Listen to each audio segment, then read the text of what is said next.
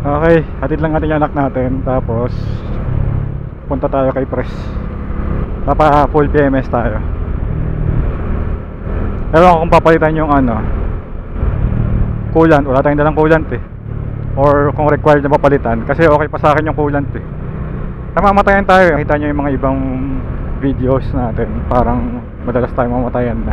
Hindi ko lang alam kung sa adjustment ng clutch. Kasi lumuwag din tong part na to. So papare-adjust ko din yan kay Pres. Yung tamang adjustment baka na iba na eh. Eh di ba nakakaano yan, nakakakos na ang sliding sa clutch lining. Yun lang, traffic. Pila na lang tayo. Kaya ang galing ng bracket niya sa motovlogging setup niya sa cellphone. Kaso okay kaya yan sa ano, image stabilization. Shout out sir, astig yung setup mo.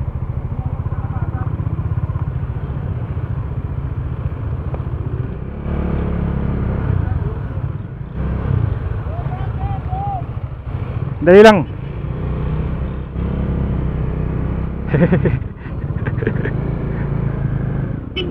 Mukhang may tumama dito, natumba na yung barrier. Joy, Ay, naku po. check lang tayo. Message kay Press, baka wala siya ron eh. Hindi nag-reply, ibig sabihin may nagpapagawa na. O nga pala, pati yung preno papaayos natin. Kasi itong reservoir natin, napansin ko nung naghuhugas ako ng motor, tapos pinapump ko yung preno, nag-aano,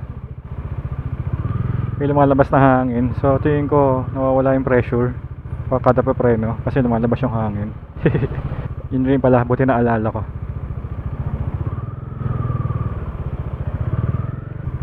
Try natin dumaan dito, kanan tayo dyan.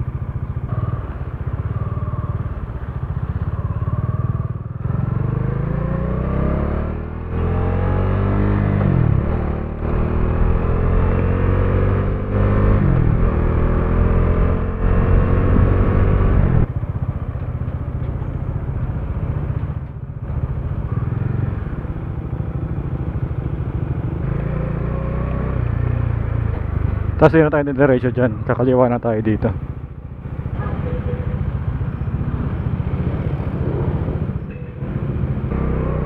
Okay, nahirapan tayo dun.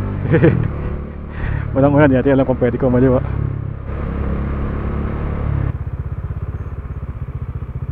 Ewan ko ba't tinatamad ako sumingit ngayon. Mahaba pa naman yan. Abo, at pala sumalubong na tayo, nag-counterflow na tayo.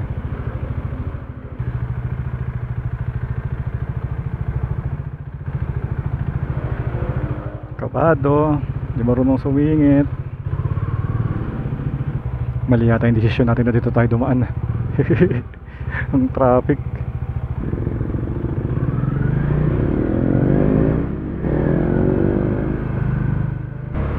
Pagod yun. Dapat naman tayong tulog. Kagabi pa tayo gising.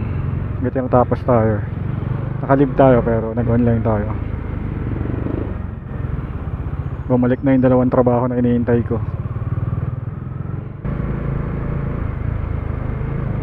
Oops, may tuta. Huwag ka dyan. Kawawa naman, baka masagasaan yan. Papi chulo. Ah, kita nyo, visor on. Ayos na siya.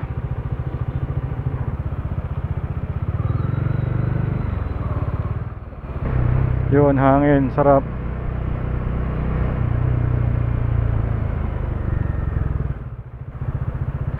Ito, good job to. Pumasok sa side, sa ganyan na wala siyang pupuntahan. Ayun, kasya naman pala. Tagal-tagal tayo hindi nakadalaw kay Pres. Dapat ang nakaraan eh, kaso basa-basa tayo ng ulan eh.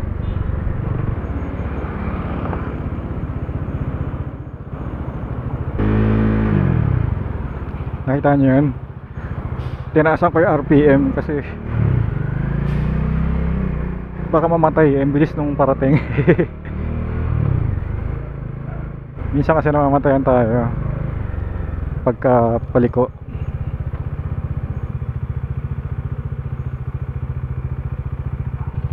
Okay na.